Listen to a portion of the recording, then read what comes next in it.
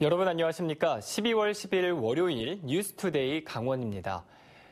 내년도 강원도 예산이 사실상 확정됐습니다. 당초 예산안에서 77억 원가량이 조정이 됐는데 이 과정에서 도의원들은 자신의 이익을 챙기는 데 혈안이 돼 상식 밖의 심의로 예산을 누더기로 만들었습니다. 강화길 기자가 분석했습니다. 강원도의회 예산결산특별위원회가 삭감한 강원도 예산을 들여다봤습니다.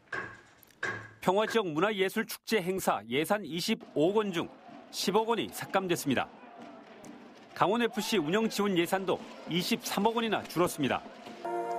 특히 강원도 수뇌부가 공을 들였던 2019 파이어 아트쇼, 불꽃쇼 예산 10억 원도 전액 삭감했습니다.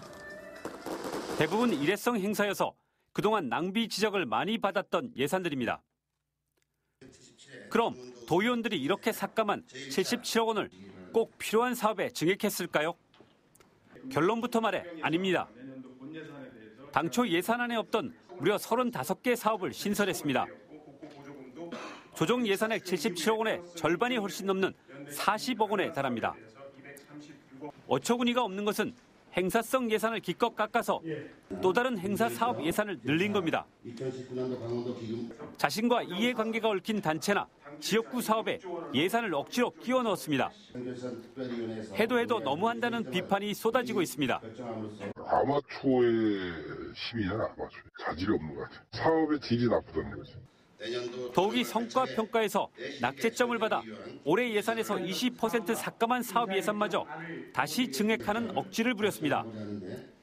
그러다 보니 증액액이 64만 원, 160만 원 하는 사업들이 수두룩합니다. 나눠먹기 그리고 자기 이익 챙기기에 급급했던 예산이기 때문에 아무튼 올해 가장 커다란 기대를 했지만 그 기대가 가장 커다란 실망으로 안겨진 매우 실망스러운 예산안 처리였다고 보고 있습니다. 주민들이 위임한 권능을 자기 입속 챙기는 데 써버린 강원도의회. 도민들의 비난이 거셀 것으로 보입니다. MBC 뉴스 강화길입니다. 소화기 관련법이 바뀌면서 분말 형태의 소화기는 10년이 지나게 되면 폐기물 처리법에 따라 폐기해야 합니다. 하지만 각 시군마다 처리 방식이 달라서 혼란을 주고 있습니다. 김인성 기자입니다. 삼척시내 한 아파트에서 수거한 폐소화기 200여 개가 마대에 담긴 채 쌓여 있습니다. 주민들은 소화기를 어떻게 처리해야 하는지 몰라 애먹었습니다. 이제는 그 업무를 안 하시고 시에로 연락을 드리라 해서 연락을 드렸더니 아직 확정된 규정이 없으시다고 기다려달라고 하셔서 며칠 후에 연락이 오셔가지고 그쪽에다가 이제 처리를 하게 되었습니다. 삼척시는 폐소화기를 대형 폐기물로 지정하는 관련 조례를 만들고 있습니다. 대형 폐기물 수수로 조례를 지금 현재 개정하려고 지금 준비 작업을 거의 마쳤습니다. 그래서 아마 내년도 되면은 그 4단계로 해서 폐소화기 무게에 따라 가지고 수수료 체계를 부과할 예정입니다. 강릉 소방서 앞마당에 폐기를 앞둔 소화기 50여 대가 있습니다. 강릉시의 폐소화기 처리 방침이 늦게 마련돼 올해 말까지 강릉 소방서가 대신 처리하기로 했기 때문입니다. 가까운 읍면 동사무소에 소화기를 배출해 주시면 되고요. 현재는 우리 시는 무상으로 처리할 계획이고 향후 여건 변화가 있으면 유상으로 전환할 계획도 생각 중에 있습니다. 올해 초 관련법이 개정돼 소화기는 10년이 지나면 쓸 수 없고 폐기물로 분류해 지자체가 처리해야 합니다. 이렇게 10년이 지난 소화기를 쓸 수 없게 되면서 반드시 폐기물 처리를 해야 되지만 시군마다 규정이 달라 꼭 확인해야 합니다. 도내에선 삼척시만 조례를 개정하고 있고 강릉시와 정선구는 일단 무상으로 처리하기로 했습니다. 양양과 영월구는 아직 준비를 안 하고 있고 나머지 13개 시군은 기존 폐기물 처리 조례에 준해 유상으로 처리하고 있는데 무게에 따라 3.3kg 이하가 1,000원에서 3,500원까지로 지역별로 가격이 다릅니다. 지난해 주택과 식당 주방에 이어 내년부턴 모든 차량에 소화기 의무 설치가 추진되면서 소화기 사용이 확대되고 있습니다. 따라서 지자체마다 다른 10년 지난 소화기의 폐기 방식을 확인하고 새 소화기로 바꿀 필요가 있습니다. MBC 뉴스 김인성입니다. 강원랜드 카지노의 비디오 머신 교체를 위한 입찰에 6개 업체의 컨소시엄이 단독으로 응찰했다 결국 유찰됐습니다. 강원랜드의 허술한 입찰 조건 때문인데 입찰 공정성을 해칠 수 있다는 우려가 나오고 있습니다. 홍한표 기자가 보도합니다. 강원랜드 카지노에서 운영하고 있는 비디오 머신은 모두 1,360대, 내년에 206대를 최신 기종으로 바꾸기 위해 지난달 입찰을 진행했습니다. 6개 회사로 구성된 컨소시엄 한 곳만 단독 응찰했습니다. 낙찰가가 맞지 않아 결국 유찰됐지만 강원랜드의 허술한 입찰 조건이 단독 응찰 원인을 제공했다는 주장이 나오고 있습니다. 컨소시엄 구성 조항에 3개 제조사 이상으로 구성하라고만 명시해 입찰 가능 업체 8곳 가운데 6곳이 뭉쳐 단독 응찰하게 된 겁니다. 수입 업체들하고 이렇게 컨택을 해서 제안사를 뿌리려고 했는데 큰 제안사 업체가 하나 생기면서 저희가 제안을 할 수가 없는 상황이 됐었거든요. 강원랜드 역시 단독 응찰 문제로 고민하고 있습니다. 저희가 재공고나 신규 입찰이든 방향성이 정해지면 그 차후에 진행할 것이며 저희가 이제 관련 법령, 특히 국가계약법 준용을 해서 다른 문제가 없도록 진행할 예정입니다. 한편 한국토지주택공사의 경우에도 임대주택 보험계약에 거대 컨소시엄이 단독 응찰해 보험금이 크게 오르는 경우가 발생하자 컨소시엄을 최대 2곳 이상 이루지 못하도록 제한하는 조건을 새로 달았습니다. MBC 뉴스 홍한표입니다. 겨울을 보기 힘든 외국인 스키 관광객들이 제철을 맞은 스키장을 찾고 있습니다. 눈 덮인 설원에서 처음 스키를 배우면서 추억을 만들고 있습니다. 황구선 기자입니다. 동남아에서 온 관광객들이 난생 처음 스키장을 찾았습니다. 어색한 스키화 때문인지 자꾸 미끄러지며 시작된 스키 강습. 균형 잡기와 멈추기, 위급 상황에서 몸을 누이는 동작들을 차례로 익혀가면서 즐거운 추억을 만듭니다. We're happy. It's a great experience, you know. This is an awesome place. We love it.